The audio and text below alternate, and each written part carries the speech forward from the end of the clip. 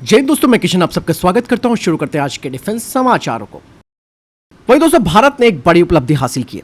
Indian air force और DRDO ने मिलकर मैन अनमैन टीमिंग की जबरदस्त कामयाबी हासिल की है। इस ट्रायल में तेजस फाइटर जेट को 2 ड्रोन्स यानी कि यूएवीज के साथ जोड़ा किया। टेस्ट में यह साबित हुआ कि तेजस एक साथ ड्रोन को कंट्रोल, डेटा शेयर और एक साथ अटैक करने में सक्षम है। ये ट्रायल ट्राई सर्विसेज एक्सरसाइज के दौरान किया गया था। हालांकि दोस्तों अभी इसका कोई वीडियो या फिर किसी भी तरीके की इमेज सामने नहीं आई है, लेकिन ये जो मैन अनमैन टीमिंग है ये भारत का प्रोजेक्ट है ही और भविष्य की जंग भी इसी के बेसिस पर होनी है, क्योंकि एएमसीए के साथ भी मैन अनमैन टीमिंग होगी, जिसके जरिए भारत दुश्मनों पर स्ट्रैटेजिक बढ़त हासिल कर सकता है। मतलब साफ है कि अब भविष्य के हवाई युद्ध में भारतीय वायुसेना को इनसे जबरदस्त बढ़त मिलेगी, क्योंकि दुश्मन को ये समझ नहीं आएगा कि कौन असली है और कौन ड्रोन है। ऐसी टेक्नोलॉजी के साथ भारत को अब अरबों रुपए खर्च करके विदेशी सिस्टम खरीदने की जरूरत नहीं है। बस रक्षा मंत्रालय को इस प्रोजेक्ट को और तेजी से आगे बढ़ाना होगा।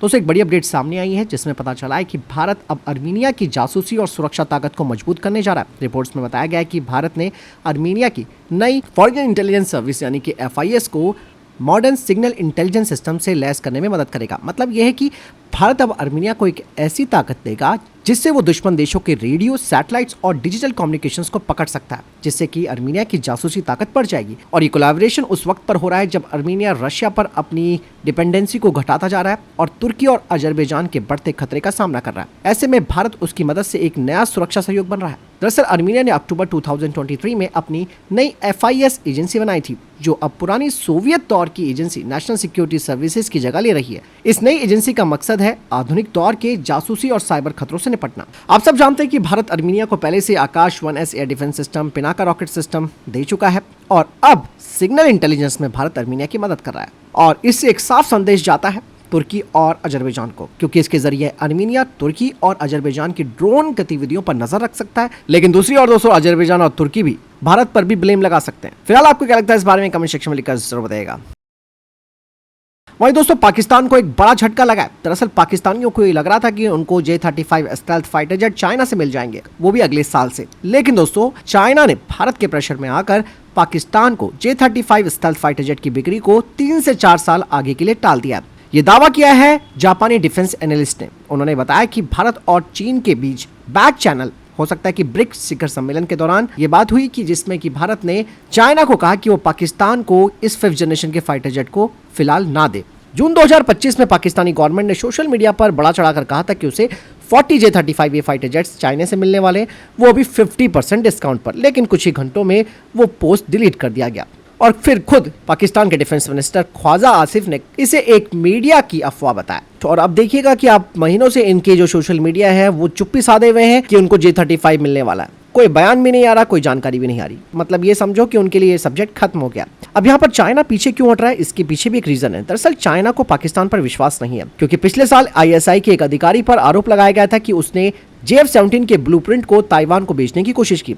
अब चाइना को डर है कि J-35 की तकनीक अमेरिका या भारत तक लीक हो सकती है। साथ ही चाइना नहीं चाहता कि भारत के साथ तनाव बढ़े, जबकि दोनों देशों का व्यापार 135 अरब डॉलर तक पहुंच चुका है। J-35 की दोस्तों अपनी तकनीकी मुश्किलें भी हैं, क्योंकि ये एयरक्राफ्ट पूरी तरीके से अभी प्रोडक्शन के लिए तैयार नहीं है। इसके इंजन इंटीग्रेशन में भी प्रॉब्लम हो रही है, इसलिए पाकिस्तान को डिलीवरी का वादा शुरू से ही डाउटफुल माना जा रहा था। हालांकि इस डिले से भारत को अब अपने AMC फाइटर जेट और तेजस मार्क 2 को तेजी से आगे बढ़ाने का मौका मिल चुका है। साथ ही राफेल मरीन की तैनाती भी इतने सालों के अंदर हो जाएगी। ऐसा नहीं है कि दोस्तों चाइना नहीं देगा पाकिस्तान को इन फाइटर जेट्स को, वो ये फाइटर जेट्स उसको 2029 के बाद दे सकता है। तब तक पाकिस्तान को F-16 और पुराने मिराज जेट्स पर ही निर्भर रहना पड़ेगा। फिलहाल दोस्तों इस पर भी आपकी क्या राय कमेंट सेक्शन में लिखकर जरूर बताइएगा। वहीं दोस्तों अमेरिकन नेवी ने पुष्टि की है कि उसके USS निमितेज एयरक्राफ्ट कैरियर से उड़ान भरने वाले 2 विमान, जिनमें एक MS-60R सीहॉक हेलीकॉप्टर और एक FA super hornet fighter jet है, वो साउथ चाइना सी में अलग अलग हादसों में गिर गए। पहला हादसा सीहॉक हेलीकॉप्टर के साथ हुआ, जो कि हेलीकॉप्टर मैरीटाइम स्ट्राइक स्क्वाड्रन 73 जिसे बैटल कैट्स कहा जाता है उससे था, और ये दोपहर करीबन 2:45 पर समुद्र में गिर गया। लेकिन इसके बाद दूसरा हादसा होता है आधे घंटे के बाद। उसी कैरियर से उड़ान भरने वाला FA-18 सुपर हॉर्नेट, जो कि स्ट्राइक फाइटर स्क्वाड्रन 22 जिसे कि फाइटिंग रेड कॉक्स भी कहा जाता है उसका हिस्सा था, ये भी दुर्घटनाग्रस्त हो गया। दोनों ही घटनाओं में 5 क्रू मेंबर्स, जिनमें के 3 हेलीकॉप्टर में और 2 जेट से थे, उनको सुरक्षित रूप से बचा लिया गया और सभी की हालत स्थिर है। अब यहाँ पर दोस्तों अमेरिका ने दोनों ही हादसों की जांच करनी शुरू कर दी है। लेकिन यहाँ पर सबसे बड़ी बात है, चाइना के एरिया में आकर अगर आप ये काम कर रहे हो तो चाइना चुप बैठने वालों में से नहीं है। हो सकता है कि इलेक्ट्रॉनिक वॉरफेयर सिस्टम का इस्तेमाल किया हो चाइना ने। लेट्स सी आगे क्या खबर आती है कि आखिर ये दोनों हादसे एक के बाद एक कैसे हो गए, क्योंकि F/A-18 सुपर हॉर्नेट ये तो दोस्तों अमेरिका का वो फाइटर जेट है जिसका ऑफर उन्होंने भारत को भी कर रखा था। लेकिन दोस्तों चीजें बहुत है जो आने वाले वक्त पर पता चलेंगी। वहीं दोस्तों रक्षा मंत्री राजनाथ सिंह ने अब जो हमारे डिफेंस इंडस्ट्री है खासकर की प्राइवेट सेक्टर से अपील की है कि वे अब सेल्फ रिलायंस की दिशा में और तेजी लाएं, इनोवेशन और R&D पर फोकस करें, सब सिस्टम और कंपोनेंट्स का स्वदेशी प्रोडक्शन बढ़ाएं और सप्लाई और मेंटेनेंस चेन पर भी पूरी पकड़ बनाएं। रक्षा मंत्री जी ने कहा कि सरकार अब सिर्फ असेंबलिंग नहीं बल्कि एक रियल मैन्युफैक्चरिंग बेस बना रही है ताकि Bharat made in India made for the world का सिंबल बन सके। उन्होंने कहा कि 2014 में जहां भारत का डिफेंस प्रोडक्शन 46,000 करोड़ था, वो बढ़कर 1.51 लाख करोड़ तक पहुंच गया, जिसमें से 33,000 करोड़ प्राइवेट सेक्टर से आया। डिफेंस एक्सपोर्ट भी अब 24,000 करोड़ के स्तर तक पहुंच चुका है और सरकार का लक्ष्य है कि 2026 तक इसे 30,000 करोड़ रुपए तक पहुंचाना। साथ ही उन्होंने आकाश मिसाइल सिस्टम, ब्रह्मोस, आकाश तीर एयर डिफेंस कंट्रोल सिस्टम जैसे स्वदेशी सिस्टम की सफलता का जिक्र करते हुए कहा कि इनकी वजह से भारत ने दुनिया को अपनी तकनीकी ताकत दिखाई है। मतलब साफ है कि भारत अब दूसरों पर निर्भर नहीं रहना चाहता बल्कि हमारी धरती, हमारी ढाल को ही पहली पसंद बनाना चाहता है। वहीं दोस्तों DRDO ने भारत की समुद्री ताकत को मजबूत करने के लिए एक नया प्रोजेक्ट शुरू किया है जिसका नाम है अनुनाद, जो कि एक एडवांस सबमरीन सोनार सिस्टम है। ये सिस्टम इंडियन नेवी की नई स्वदेशी पनडुब्बियों में लगाया जाएगा। इससे पनडुब्बियां दुश्मन को पानी के नीचे दूर से पहचान पाएंगी और बिना आवाज किए ट्रैक कर सकेंगी। अनुनाद सोनार में एक्टिव और पैसिव सोनार सेंसर्स होंगे, AI बेस्ड सिग्नल प्रोसेसिंग होगी और प्लैंक माउंटेड सेंसर्स होंगे जो कि हर दिशा से आवाज पकड़ सकते हैं। और ये सिस्टम पनडुब्बियों को बनाएगा साइलेंट हंटर। DRDO इन्हें दो तरीके की पनडुब्बियों में लगाएगा। पहला न्यूक्लियर पावर वाली SSN जो कि प्रोजेक्ट 77 के तहत बनेंगी और दूसरा प्रोजेक्ट 75I के तहत जो पनडुब्बियां बनेंगी उनमें इन्हें लगाया जाएगा। इसके लिए करीबन 60,000 करोड़ रुपए का बजट भी तय किया गया है। दोस्तों अस्त्र मार्क 2 और मार्क 3 इन्हें खास तौर पर AMCA फाइटर जेट के इंटरनल वेपन बे के हिसाब से बनाया गया है। इन मिसाइलों में फोल्ड होने वाले फिन, छोटे सीकर और मॉड्यूलर रेनिंग है ताकि वे AMCA के अंदरूनी जगह में आराम से फिट हो सकें। मतलब इन्हें एक्सटर्नल पायलन की जरूरत नहीं पड़ेगी। मार्क 2 की रेंज 200 किलोमीटर से ज्यादा होगी। मार्क 3 की, जिसे गांडीव भी कहा जाता है, इसकी रेंज 350 किलोमीटर से ज्यादा होगी और AMCA के इंटरनल वेपन बे में 4 से 6 मिसाइलें ले जाई जा सकती है। अंदर से लोड करने से AMCA का रडार सिग्नेचर कम रहेगा, एयरक्राफ्ट स्टेल्थ बना रहेगा और इन मिसाइलों को फिट होने से भारत की स्टेल्थ क्षमता और लंबी दूरी की हवाई ताकत दोनों बढ़ जाएगी। दोस्तों पाकिस्तान के DGISPR लेफ्टिनेंट जनरल अहमद शरीफ चौधरी ने भारत को चेतावनी दी है। उन्होंने कहा इस बार अगर भारत कोई गलती करता है तो उसका असर भारत के भीतर से शुरू होगा, चाहे कोई भी रोक टोक हो। साथ ही उन्होंने कहा कि पाकिस्तान शांति चाहता है लेकिन अगर दोबारा उस पर कोई कदम उठाया गया तो वो भारत पर जोरदार प्रहार करेगा। दोस्तों ये इस तरीके के जो स्टेटमेंट आते हैं वो कहीं ना कहीं दबे हुए सुरों से आते हैं, खास करके अपनी आवाम को ये दिखाने के लिए कि हम किसी से कम नहीं है। हालांकि इस तरीके के जो बयान आते हैं वो दोनों देशों के बीच टेंशन तो बढ़ा सकते हैं, लेकिन पाकिस्तान खुद जानता है कि जो नुकसान उसे अभी हुआ है ऑपरेशन सिंदूर के दौरान उसकी भरपाई वो अभी तक नहीं कर पाया। लेट्स सी, इनकी चेतावनियां, इनकी धमकियां इन्हीं तक सीमित रहती हैं।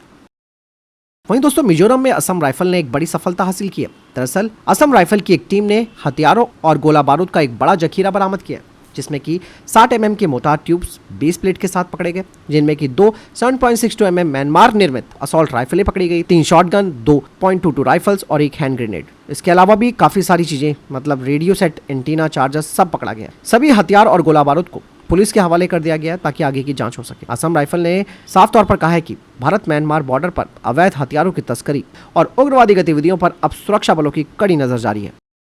दोस्तों कल मैंने आपको डिफेंस अपडेट में बताया था कि पाकिस्तान के जनरल साहिर शमशाद मिर्जा ने मोहम्मद यूनुस के साथ मुलाकात की और इवन दोस्तों इस मुलाकात के दौरान एक तस्वीर काफी वायरल हो रही है और इस मुलाकात में यूनुस ने जनरल मिर्जा को एक बांग्लादेश का मैप गिफ्ट किया है जिसमें कि भारत के असम और नॉर्थ ईस्ट को बांग्लादेश का हिस्सा दिखाया गया था। ये नक्शा दोस्तों टेंशन क्रिएट कर सकता है और ये भारत की संप्रभुता और टेरिटोरियल इंटीग्रिटी पर सीधा सवाल उठाता है। हालांकि पहले भी इस तरीके के बयानबाजी कर चुका है, लेकिन अगर ये जानबूझकर ऐसे काम कर रहा है तो डेफिनेटली एक बड़ा जवाब भारत देगा। लेट्स सी भारत इस पर क्या प्रतिक्रिया देता है, क्योंकि ऐसा मैप सिर्फ एक गिफ्ट नहीं बल्कि एक गंभीर संकेत माना जा रहा है। ऐसे में दोस्तों भारत को बिन बोले जो चिकन नेक है, जो 22 किलोमीटर का स्ट्रेच है, उसे और चौड़ा कर देना चाहिए और बांग्लादेश से कम 100 किलोमीटर का जो हिस्सा है आगे का, उसको जबरदस्ती कब्जा लेना चाहिए। इससे इनको सबक मिलेगा कि भैया तुम भारत के ऊपर जो उंगली उठा रहे हो और भारत के हिस्सों को अपना दिखा रहे हो, अब ले लो। वहीं दोस्तों DRDO अब एक नया QMF सीकर को डेवलप कर रहा है। हालांकि इसका पूरा नाम ऑफिशियल तौर पर सामने नहीं आया, लेकिन QMF का मतलब दोस्तों क्वाड्रेटर मोनोपल्स फ्रीक्वेंसी होती है। हो सकता है कि किसी प्रोजेक्ट से जुड़ा, क्वाड्रेटर मोनोपल्स दोस्तों एक बहुत एडवांस रेडार टेक्नोलॉजी होती है जो मिसाइल के सीकर में इस्तेमाल की जाती है ताकि वो टारगेट की सटीक दिशा और एंगल को पहचान सके। और इस टेक्नोलॉजी से मिसाइल को बेहतर ट्रैकिंग, तेज लॉक ऑन और प्रिसीजन स्ट्राइक करने में मदद मिलती है। अगर डीआरडीओ इसे सफलतापूर्वक डेवलप कर लेता है तो भारत की गाइडेड मिसाइलों की सटीकता और ताकत दोनों में बड़ा इजाफा होगा।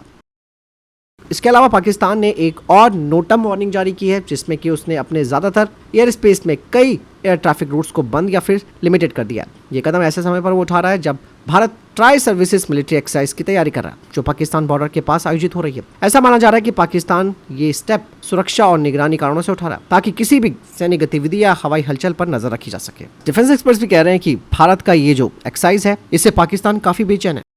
तो फिलहाल अभी तक के टॉप डिफेंस अपडेट। वीडियो के सामने कोई प्रश्न जवाब है, आपको कोई सवाल है, कमेंट सेक्शन में लिखकर जरूर पूछेगा। वीडियो को लाइक और शेयर जरूर कीजिएगा। ख्याल रखिएगा अपना। जय हिंद, वंदे मातरम।